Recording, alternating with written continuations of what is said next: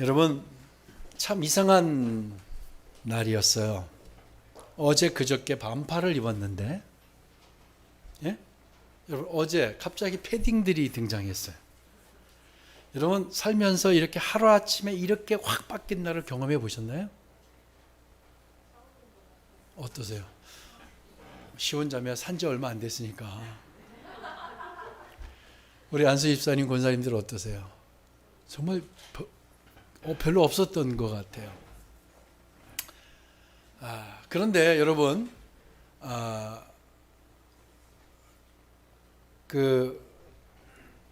추운데도 갑자기 추워졌는데 혹시 반팔 계속 입고 다니시나요? 오늘 반팔 입으신 분이 하나도 없어요. 왜 반팔을 입지 않으시죠? 추우니까. 그렇죠. 계절의 변화에 우리가 마땅히 우리가 옷을 갈아입어요. 근데 요즘 다 그렇게 살고 있는데 하나님이 우리에게 경고하시고 하나님이 말씀하시고 때때로 사인을 주시고 우리에게 터치하시는데 왜 우리는 반응하지 않는지 모르겠어요. 여러분의 영혼이 깨어나길 축복합니다. 하나님이 날씨로 우리를 흔드실 때 우리가 갈아입듯이 하나님이 여러 가지 상황과 여러 가지를 통해서 말씀하실 때 여러분 반응하는 여러분 되시길 축복합니다. 그래도 그저 똑같은 모습으로 사는 모습이 아니라 옷을 갈아입어야죠. 옷을 갈아입기를 축복합니다. 아멘. 자, 이제 오늘부터 우리 룻의 이야기를 좀 하려고 합니다. 룻의 이야기라는 룻기는 히브리어 성경 루스에서 유래되었습니다. 이 본서의 저자에 대해서는요, 확실하지는 않지만 사무엘의 선지 학교 출신자 중 누군가로 우리가 추측을 합니다. 확실하게 누군지는 성경에 밝히고 있지 않아요. 그는 당시에 갓 세워진 다윗 왕조의 역사 중에서 잔잔하지만 감동적인 스토리를 아마 찾아냈어요. 그것이 바로 그런 일화가 룻의 이야기인데 그것을 소개하면서 룻을 기리고자 했을 겁니다. 뿐만 아니라 이런 룻이 소속된 가문을 전 이스라엘의 왕가로 세우신 하나님의 섭리를 찬양하고 그 하나님의 섭리를 조망하고자 기록한 것으로 보여집니다. 그런데 룻기의 시작은 아주 고통스러운 현실에서 출발하고 있다는 점에 우리가 주목해야 합니다. 먼저 시대 배경을 사사들이 치리하던 때라고 증언하고 있지요. 사사들이 치리하던 때다. 여러분, 우리가 지금까지 사사기를 이제 지난주까지 맞춰서 여러분은 알고 있는데 처음 듣는 분들은 이 사사 시대라는 여호수아가 죽은 이후에 이제 사무엘을 통해서 사울왕이 세워지기 전까지를 사사시대라고 합니다. 이때 이스라엘 사회에는 강력한 집권적인 통치자가 전무했습니다. 그래서 국가적인 위기를 맞으면 영웅적인 지도자가 등장해서 백성들을 구원합니다. 그리고 그들의 법적인 문제도 사법적인 문제도 해결해 주었어요. 이들을 바로 사사라 칭했습니다. 여러분이 잘 아는 갈렙의 사이였던 온니엘의 등장 시기가 약 BC 1375년으로 추정을 합니다.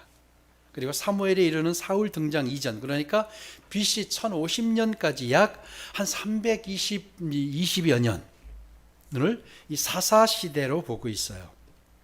근데 오늘 룻기의 시대적 구체적인 배경으로는요, 바로 기드온 시대라고 추측을 합니다. 왜냐하면 이스라엘이 미디안 족속의 괴롭힘을 받던 그 시대, 그러니까 기드온 시대에만 기근이 있었다라고 기록하고 있기 때문에 아마 이 룻기의 이야기는 아마 그 시대의 배경이 아닐까라고 추측을 합니다.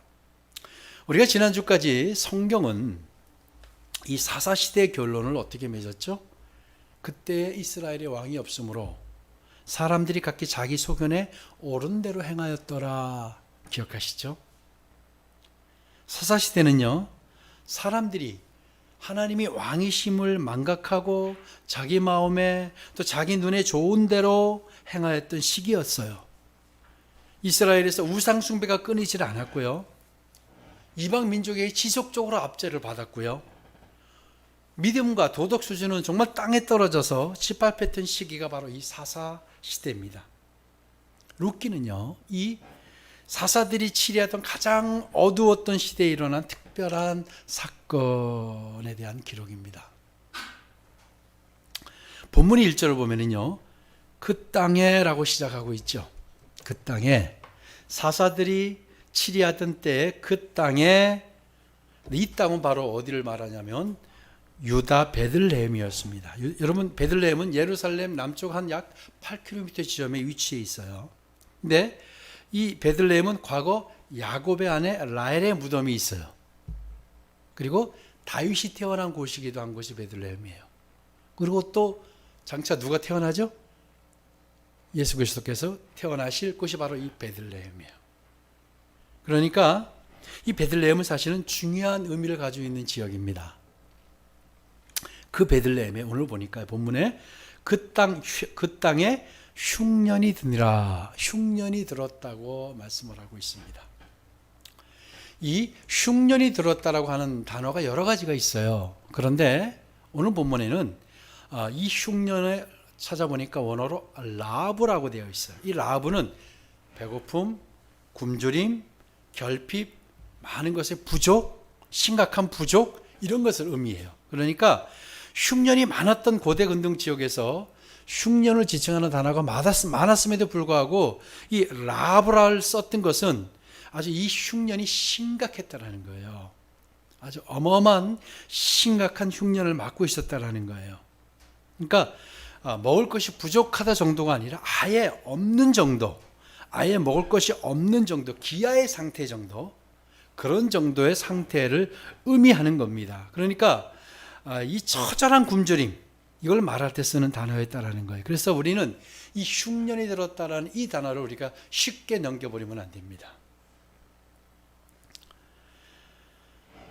그렇다면 이 흉년은 왜 일어날까요? 여러분, 흉년이 일어나는 것은 첫째는 자연재해로 일어나죠. 자연재해로 일어나고 또 하나는 하나님의 징계입니다. 하나님의 징계로 일어난다고 성경은 이야기합니다. 하나님께서는요, 순종할 때 축복을 약속하시면서 동시에 이스라엘이 불순종할 때 온갖 재앙과 기근이 임할 것이라고 분명하게 경고하셨어요. 우리 레위기 26장을 한번 보겠습니다. 레위기 26장에 15절부터 16절을 한번 같이 읽겠습니다. 레위기 26장 14절부터 같이 한번 읽습니다. 우리 화면에 나와 있죠. 찾으신 분들은 찾으시고, 레위기 26장 14절에 16절입니다. 우리 같이 읽도록 하겠습니다. 시작. 그러나 너희가 내게 청종하지 아니하여 이 모든 명령을 준행하지 아니하며 내 규례를 멸시하며 마음에 내 법도를 싫어하여 내 모든 계명을 준행하지 아니하며 내 언약을 배반할진대 내가 이같이 너에게 행하리니 곧 내가 너에게 놀라운 재앙을 내려 폐병과 열병으로 눈이 어둡고 생명에 쇠약하게 할 것이요 너희가 파종한 것은 헛되리니 너희의 대적이 그것을 먹을 것임이며. 아멘. 바로 불순종할 때, 때로는 모든 불순종의 상황에서 그렇게 하신다는 건 아니지만 심각한 하나님에 대한 불순종이 일어날 때 하나님 이런 재앙들을 내리신다는 거예요. 이런 레위기의 말씀과 같이 틈만 있으면 하나님을 떠나 배반하고 하나님을 등지고 범죄하려던 이스라엘 백성들에게 주신 강력한 경고의 메시지였습니다. 그런데 이처럼 아주 처절한 기근과 흉년을 가지고 있던 곳에 엘리멜렉이라는 사람이 아내와 두 아들을 데리고 살았다고 성경은 이야기해요. 그의 아내의 이름은 나오미고 그리고 두 아들의 이름은 말론과 기론이었다라고 본문 1절과 2절은 말하고 있어요. 그래서 오늘 우리는요, 엘리멜렉의 행적을 추적하면서 그가 왜 이렇게 비참하고 고통스러운 죽음을 맞이하게 되었는가, 우리가 좀 알아보려고 합니다. 엘리멜렉이 거주하고 있던 이 베들레헴은요, 떡집이라는 뜻이에요. 다시 이야기하면 이 베들레헴은 먹을 것이 풍족한 곳이라는 거예요. 먹을 것이 염려가 없던 곳인 거예요. 그래서 얼마나 먹을 것이 많았으면 떡집이라고 했겠어요. 그런 곳에 지독한 흉년이 들었던 거예요. 그러니까 떡집이라는 말과 흉년은 어딘가 어울리지 않죠. 그렇죠? 어울리지 않는 단어예요. 또 엘리멜렉은요, 유다 베들레헴 에브라 사람이라고 했어요. 유다는 기쁨이라는 뜻이에요. 그리고 에브랏은 베들레헴의 옛 이름인데요, 수확이 많다라는 뜻을 가지고 있어요. 자, 유다 베들레헴 에브라 사람 엘리멜렉. 그럼 이 베들레헴이 어떤 곳인지 우리 좀 짐작이 되죠. 수확이 많아서 기쁨이 넘쳤던 곳이 바로 이 베들레헴이었다라는 거예요. 먹을 것이 유독 풍족했어요. 그래서 흉년과는 좀 거리가 멀어도 한참 먼 곳으로 생각이 됩니다. 그런데 이런 곳에 엘리멜렉이 살았다는 거예요. 근데 그의 이름의 뜻을 또 살펴보니까 엘리멜렉은 하나님은 왕이시다라는 거예요. 그래서 이 내용을 종합해 보면 뭐죠? 수확이 많고 먹을 것이 많아 기쁨이 넘치는 곳에 하나님이 왕이심을 믿고 있는 사람이 살고 있었어요. 그렇죠? 그게 바로 엘리멜렉이에요. 이것을 보면 베들레헴은 어떤 땅인 것 같아요? 어떤 땅인 것 같아요? 축복의 땅이에요. 그렇죠? 베들레헴은 축복의 땅인 거예요. 근데 왜 베들레헴이 축복의 땅이 될 수 있었을까요? 그것은 하나님께서 선택하신 믿음의 사람들이 살고 있었기 때문이에요. 하나님이 선택한 믿음의 사람들을 하나님 거기다 끌어놓아 주셨어요. 그렇기 때문에 그것은 축복의 땅이 될 수밖에 없었던 거예요. 그런데 그곳에 흉년이 어마어마한 흉년이 들은 거예요. 그리고 오늘 본문에 엘리멜렉이라는 사람이 그 흉년을 피해서 베들레헴을 떠나 모압이라는 땅을 향해서 간 이야기입니다. 그리고 결론은 어떻게 되냐? 기근과 흉년을 피해 떠나 그곳에서 잠시 머물려고 했던 그가 정착하자, 그리고 그 이후에 죽어버렸어요. 비참한 이야기죠. 엘리멜렉은 하나님이 왕이시다라는 의미라고 했어요. 그러니까 이 엘리멜렉의 이름의 뜻과 죽음도 어울리지 않아요. 그죠? 하나님이 왕이시다라고 믿고 있는 사람인데 죽음도 어울리지 않아요. 또 아내 나오미는 어때요? 나오미의 뜻은 기쁨이에요. 근데 그의 삶은 어땠나요? 기쁨과는 거리가 먼 삶을 살게 되었어요. 남편도 잃고요, 두 아들마저 잃었어요. 그래서 룻기 1장은 어딘가 모르게 등장인물들과 삶의 모습이 일치하지 않는, 부합되지 않는 것 같아 보여집니다. 그렇다면 이것은 하나님의 특별한 섭리가 있다는 것을 우리가 감지해야 합니다. 그래서 우리는 그것이 무엇인지를 이제 오늘부터 우리가 추적해 가려고 합니다.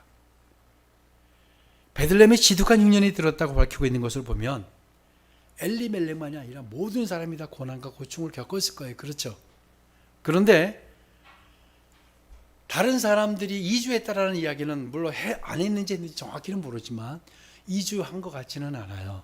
그런데 엘리멜렉이 특별히 고향을 떠나 모압행을 선택한 거예요. 여러분, 가족이 다 고향을 떠난다는 게 쉬운 일이 아니죠. 삶의 터전을 떠나서, 그래서 엘리멜렉도 처음에는 그 땅에 거류하러 갔다고 그랬어요. 잠깐 가 있으려고 했던 거예요. 그래서 어쨌든 여러 가지 이유로 그가 그 땅을 떠나게 되었어요. 근데 그렇게 떠나서 피신을 하러 간 곳이 어디냐면 모압이었다라는 거예요. 여러분, 모압은 이스라엘과 적대적인 관계를 갖고 있는 곳이에요. 모압은 사실은 아브라함의 혈통과 관계가 있죠. 아브라함의 조카 롯의 후손들이에요. 롯이 소돔과 고모라가 멸망당한 뒤에 잠깐 산에 머무르게 되죠. 그래서 그의 아내는 여러분이 잘 아는 소금 기둥이 되어버렸고 두 딸을 데리고 산에 머물게 되는데, 그때 이제 걱정이 돼서 두 딸들이 자손을 위해서 아버지에게 술을 먹이고 아버지와 나란히 동침을 하죠. 그리고 낳은 아들이 바로 두 아들인데 하나가 모압이에요. 그래서 이 모압은 그 땅에 계속 머물러 살았어요. 모압의 후손들은. 그런데 이스라엘은 어떻게 되죠? 애굽으로 내려갔다가 모세를 통해서 다시 이제 하나님 주신 가나안 땅으로 이제 돌아오게 되는데, 돌아오는 과정에 이제 모압 땅을 지나야 돼요. 근데 모압이 그 땅을 못 지나가게 해요. 그러면서 그 이후로 모압과 이스라엘이 원수가 되어버립니다. 그래서 이스라엘이 모압이 방해하는 바람에 돌아가게 됐잖아요. 그래서 비록 같은 핏줄을 가지고 있었지만 이스라엘 사람들은 모압을 이방인으로 취급을 합니다. 그리고 그들과 상종하지 못할 사람들로 이제 인식하게 된 것이 바로 모압이에요. 그런데 이런 모압 땅으로 엘리멜렉이 흉년이 들어갔어요. 그러니까 그 당시에 모압 땅은 흉년이 아니라 굉장히 아주 풍족했던 거예요. 그런데 룻기의 전체적인 맥락을 보면 하나님은 모압 땅으로 가는 것을 원치 않으셨어요. 하지만 엘리멜렉은 모압으로 가는 것만이 최선의 선택이라고 생각했던 것 같아요. 그가 하나님이 주신 그 땅에서 끝까지 하나님의 개입을 기다리면서 체험하고 살아가는 것을 선택하기보다는 현실의 어려움을 해결하기 위해 모압행을 선택했던 겁니다. 실제로 우리가 앞으로 나누겠지만 이후에 모압은 흉년이 들고 어떻게 돼요? 베들레헴이 다시 흉년이 들게 되는 일이 일어나게 되죠. 이제 우리는 엘리멜렉의 집안이 이런 고통을 겪게 된 이유를 어렴풋이 이제 여러분 감지하게 되시죠. 하나님께서 주신 약속의 땅인데 흉년이 들어서 그것을 피해 떠났다는 사실을 우리는 알게 되었습니다. 과거 아브라함도 기근을 만나 약속하신 가나안 땅을 피해 애굽으로 내려갔죠. 그래서 애굽으로 내려서 어떻게 됐죠? 아내를 루이라고 속여서 목숨을 구걸하는 그런 정말 비참한 처지가 되었어요. 그러니까 약속하신 땅, 곧 있어야 할 자리에 있지 않고 떠날 때 이런 비참한 일들을 겪게 된다는 것은 당연한 일이라는 겁니다.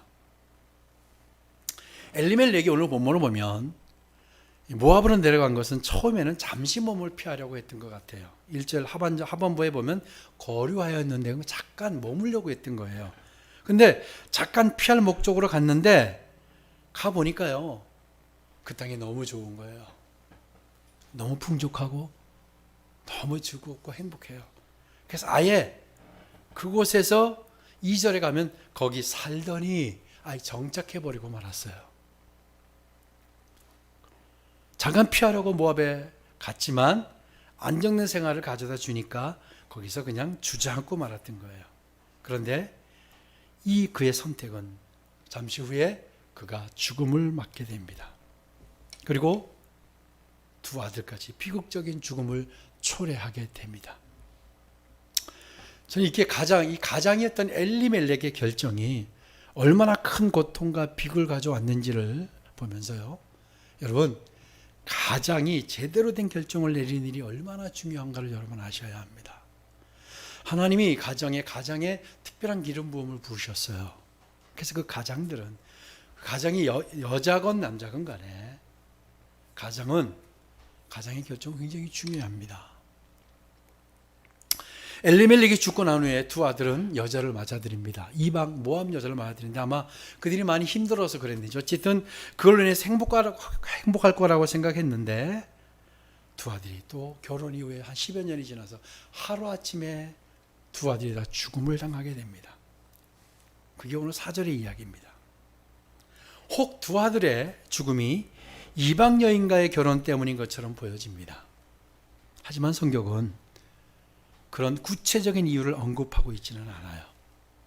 엘리멜렉과 두 아들의 죽음을 통해서 그들의 선택이 어떤 결과를 가져다 주는 것인지를 성경이 계속해서 부각했다면 모르겠는데 그 이야기는 하지 않아요. 성경은 그냥 그 사실을 크게 다루지 않아요.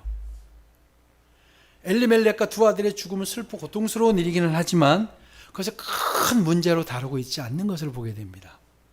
그렇다면 성경이 우리에게 무엇을 말하려고 하는 것일까요? 이 엘리멜렉의 가정 스토리는 매우 고통스러운 것은 분명하죠. 정말 아픈 스토리예요.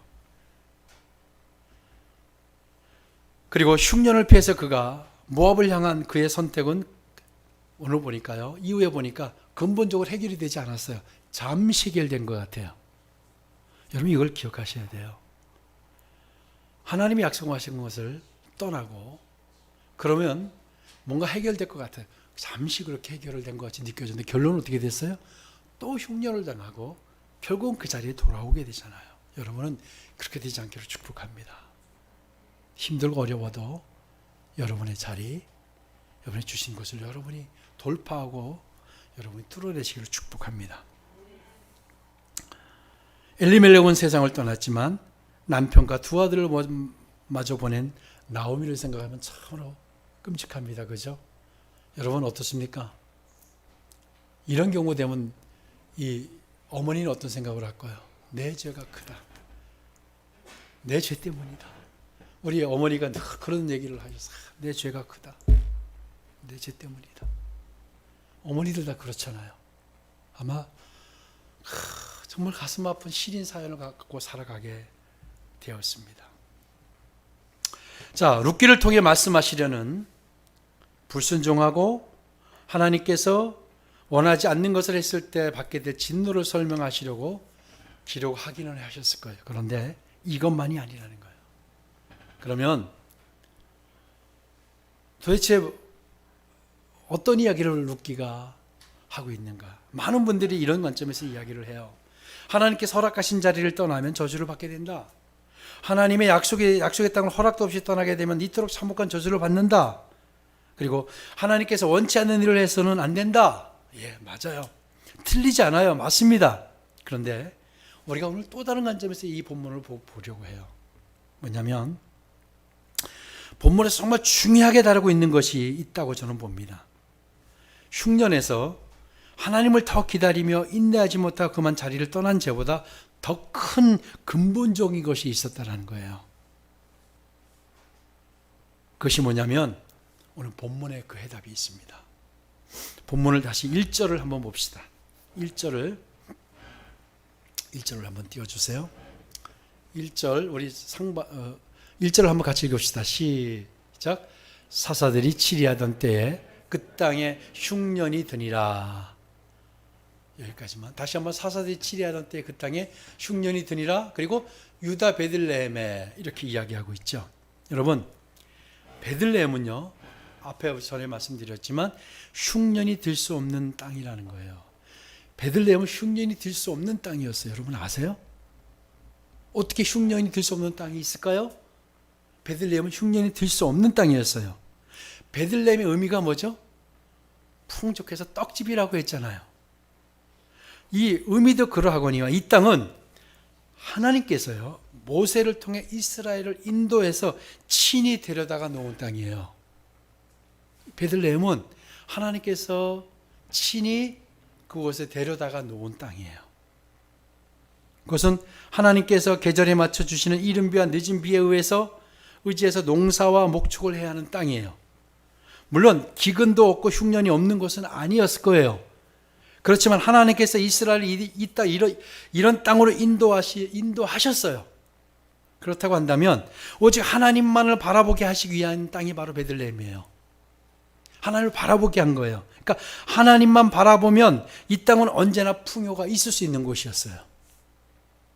그러니까 이 베들레헴은 흉년이 될 수 없는 땅이었다는 거예요. 하나님을 바라보고 살았으면. 그런데 하나님이 함께 하시는 곳이었고 하나님이 딱 그들을 데려다가 거기서 놓은 땅이 그 중 하나가 베들레헴이에요. 그래서 순종과 불순종의 결과를 가르치시기 위해서 하나님을 순종하면 때를 따라 내리는 비, 불순종하면 가뭄을 주면서 이스라엘을 훈련시키셨던 거예요. 그렇다면 그 땅에 흉년이 들 수 없는 필요 충분 조건을 다 가지고 있었던 이 그 땅에 흉년이 들었다는 거예요. 흉년이 드니라 이 말은 뭐예요? 베들레헴이 하나님께 징계를 받았다라는 거예요. 그 베들레헴이 흉년이 들 수 없는 조건을 가지고 있던 베들레헴이 바로 징계를 받았다라는 거예요. 그들이 그것을 떠났기 때문일 수도 있지만요. 이방으로 갔기 때문일 수도 있지만 징계를 받았다는 거예요. 먼저 이 땅이. 그러니까 모압으로 간 것보다 더 중요한 것은 불순종으로 그 땅을 흉년이 들게 한 겁니다. 이스라엘이 불순종하고 배반하고 하나님을 거절함으로 말미암아 그 땅을 흉년이 들게 만든 거예요. 그래서 어쩔 수 없이 그들이 피해가게 되었던 거니까 그들이 피해간 것도 잘못이지만 가장 큰 잘못이 뭐예요? 그 땅을 징계 땅으로 만든 거예요. 그 땅에 흉년이 들게 만든 거예요. 그들이. 왜? 무엇으로? 불순종으로. 여러분, 하나님이 주신 우리의 환경은 뭐예요? 축복의 환경이에요. 하나님이 우리를 불러서 그것을 우리의 환경 가운데 세우셨어요. 우리의 가정 공동체를 형성시키셨어요. 이건 축복이에요. 아멘. 이거는 하나님을 바라보면서 순종만 해야 되는 환경이에요. 그러면 그 환경은 축복의 환경일 수밖에 없어요. 근데 우리가 축복을 누리지 못하면 거기는 어딘가 하나님의 말씀대로 우리가 순종하지 않는 것이 있는 거예요. 이 베들레헴은요, 하나님의 징계를 받은 땅이 되어버린 거예요. 그래서 그것을 피신하게 이르렀고 죽음을 맞이하게 됐던 거예요. 더 중요한 거 바로 그 땅이 징계를 받았다라는 거예요. 하나님께서 주신 환경은 이미 약속의 환경의 축복의 장소였어요. 하나님께서 우리에게도 그렇게 약속하세요. 이사야 43장 1절 2절을 한번 볼까요? 같이 읽는데 야고바를 여러분의 이름을 한번 넣어서 한번 읽어봅시다. 같이 크게 시작. 일영아 너를 창조하신 여호와께서 지금 말씀하시느니라. 일영아 너를 지으시니가 말씀하시느니라. 너는 두려워하지 말라. 내가 너를 구속하였고 내가 너를 지명하여 불렀나니 너는 내 것이라. 내가 물 가운데로 지날 때 내가 너와 함께 할 것이라. 강을 건널 때 물이 너를 침몰하지 못할 것이며 내가 불 가운데로 지날 때 타지도 아니할 것이요 불꽃이 너를 사르지도 못하리니. 아멘. 약속하셨잖아요. 우리 레위기 26장 3절을 한번 봅시다. 하나님의 약속이 어떤 것인지 봅시다. 자, 같이 시작. 너희가 내 규례와 계명을 준행하면 내가 너희에게 철 따라 비를 주리니 땅은 그 산물을 내고 밭에 나무는 열매를 맺으리라. 5절. 너희의 타작은 포도 딸 때까지 미치며 너희의 포도 따는 것은 파종할 때까지 미치리니 너희가 음식을 배불리 먹고 너희의 땅에 안전하게 거주하리라. 아멘. 하나님은 이런 축복을 우리에게 약속하셨어요. 여러분의 환경은 그런 환경인 거예요. 비교하지 마세요. 원망하지 마세요. 나의 환경을 돌파해야 되는 거예요. 근데 이스라엘 베들레헴이 그러질 못했어요. 그가 피신 간 것보다 더 중요한 것은 그 땅을 징계의 땅으로 만들어버린 거예요. 우리의 환경을 우리가 혹시 징계의 땅으로 만들고 있지 않나 회개해야 합니다. 우리가 그것을 회개하지 않으면 어떤 일이 일어나는지 아세요? 이런 유사한 일이 일어날 수 있어요. 그래서 사람들이 그때 하나님이 주신 환경을 우리가 돌파하지 못하고 그 환경을 피해서 다른 곳으로 가고 다른 것을 하는 거예요. 그러면 때로는 이런 죽음의 일들이 일어날 수도 있는 것이고, 하나님은 우리에게 가장 좋은 곳으로 우리에게 주셨다고 믿습니다. 그렇다고 한다면 우리의 지금 있는 환경을 우리가 믿음으로 끊임없이 순종을 하는 거예요. 이 엘리멜렉이 거기서 기다리며 인내하며 거기서 있었다라고 한다면 이런 일이 일어나지 않았을 거예요. 여러분, 우리의 환경을 더 이상 탓하지 마시고 코로나 탓하지 말고 이때 주님을 바라보면서 우리의 환경을 돌파합시다. 우리의 환경을, 우리의 땅을, 우리의 가정을 축복의 땅으로 우리가 만듭시다. 하나님이 약속하신 거잖아요. 계명에 따라 내가 계명과 율례를 순종하면, 하나님 말씀에 순종하면 이런 축복을 주시겠다고 했잖아요. 저는 이 룻기를 통해서 하나님이 룻기를 시작하시면서 하시고자 하신 말씀이 이것이라고 저는 보여졌어요. 우리가 가지고 있는 환경을 징계의 환경으로 만들지 마라. 여러분의 환경을 축복의 환경으로 만들게 되기를 축복합니다. 그래서 우리가 피신하거나 다른 선택을 해야 되는 상황을 만들지 않게 되기를 다시 한번 축복합니다. 자, 그러면 우리 선포합시다. 나에게 주신 환경은 엄청난 축복의 환경이다. 아멘. 이제 여러분의 환경을 축복으로 받아들이는 거예요. 그리고 이것으로 해서 기도하고 어떻게 하든지 하나님의 말씀을 순종, 하나님 무엇을 말씀하신지 민감하게 반응하면서 보는 거예요. 그러면 여러분의 시간이 아니라 하나님의 시간에 하나님은 하나님의 일들을 이루어 가십니다. 조급해하고 답답해하고 내 기준에 안 맞다고 우리가 다른 선택으로 달려가는 거 이제 멈추어야 됩니다. 그리고 열심히 최선을 다해서 주신 환경을 우리가 감사하면서 우리가 그 환경을 축복의 환경으로 만들어냅시다. 다시 시작하시면 돼요. 감사한 거예요. 하나님 이 환경을 주시면 누가 봐도 어려운데 누가 봐도 감사할 수 있는 환경이 아닌데 늘 감사한 거예요. 감사하는 거예요. 여러분, 그런 에너지가 여러분 속에서 계속 솟기를 원합니다. 여러분, 긍정의 에너지는요 하나님의 에너지예요. 그리고 원망과 불평과 이것은 하나님의 것이 아니에요. 하나님에겐 그게 없어요. 하나님 그냥 긍정이에요. 그렇죠? 하나님 다 가능한 거예요. 여러분의 환경이 그렇게 부어지기를, 기름 부어지기를 주의 이름으로 축복합니다. 기도하겠습니다.